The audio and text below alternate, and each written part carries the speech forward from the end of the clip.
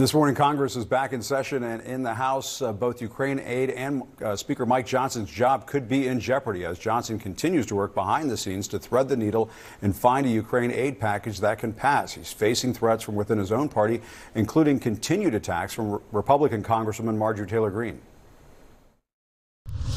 How dare he go on TV and say it's his top priority to fund Ukraine for $60 billion? I will not tolerate a Speaker of the House that I voted for to sell us out. I will not tolerate it. And this morning, Greene is doubling down, sending a scathing indictment of Johnson to her Republican colleagues, accusing the Speaker of jeopardizing their razor-thin majority in the House. Let's discuss that and more now with Democratic Congressman Krishnamoorthi of Illinois. He's a member of the House Intelligence and Oversight Committees. I guess this is a little bit outside of your domain, Congressman, because you are a Democrat, but thank you very much for being here. Just the other day, Congresswoman Greene was saying that earthquakes and eclipses were strong signs from God telling us to repent. Why is anybody listening to what she has to say? I don't know, and I think that somebody had mentioned that she's oftentimes parroting Russian talking points on the floor of the House. I mean, this is crazy.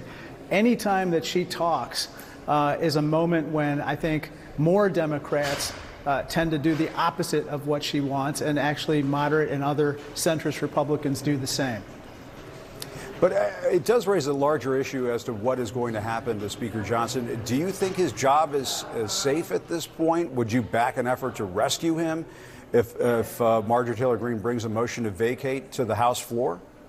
Look, if Speaker Johnson brings Ukraine aid to the floor and other aid packages to the floor and does the right thing, and then Marjorie Taylor Greene seeks to remove him or moves to remove him, I think that Democrats would join in a motion to kill such a maneuver because he should not be punished for doing the right thing.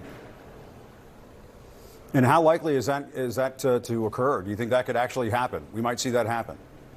It could, although very interestingly, among my Republican colleagues, especially moderates and others, they feel that there isn't a lot of support for her motion, and therefore she may not make it.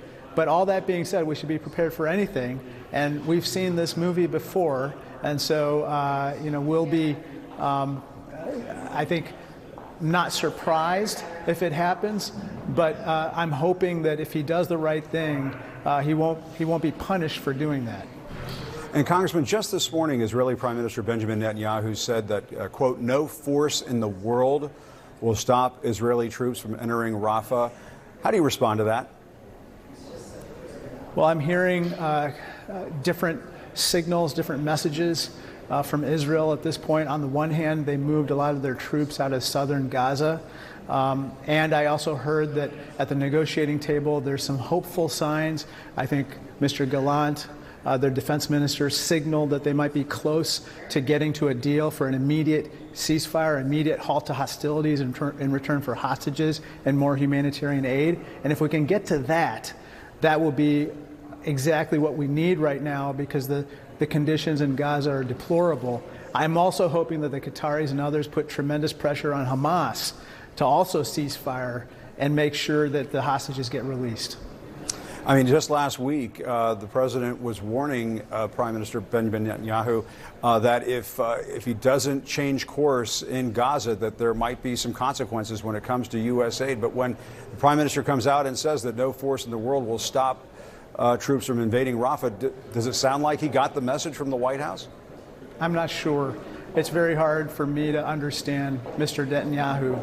But what I do understand is that the president made it very clear to Mr. Netanyahu and others that first, humanitarian aid must be allowed to flow in much greater quantities into Gaza.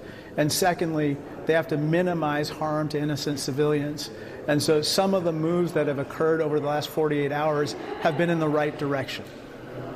And finally, on Ukraine, the Treasury Secretary, Janet Yellen, is wrapping up a visit to China. She's warned China of significant consequences for Chinese companies that are supporting Russia's war in Ukraine. China is apparently defying that criticism. What's your sense of it right now? What should the U.S. do about this? What should the administration be saying right now? I think she's saying exactly the right thing, and I'm glad that she's having this high-level dialogue with the CCP. I understand that she's also gone viral for some of her culinary or Chinese cuisine moments. But on a more serious note, I think that she should continue to make it very clear to our CCP interlocutors or the people that she's meeting that Chinese companies that provide assistance to the Russian war machine would likely be sanctioned in the United States. And that might even include technologies that up to this point we have not talked about, such as dual-use technology. The majority of the semiconductors that the Russian military uses in its missiles and other technologies are now coming from China, and that's of grave concern. All right, Congressman Krishnamoorthi, thank you very much for your time this morning. We really appreciate it. Thank you.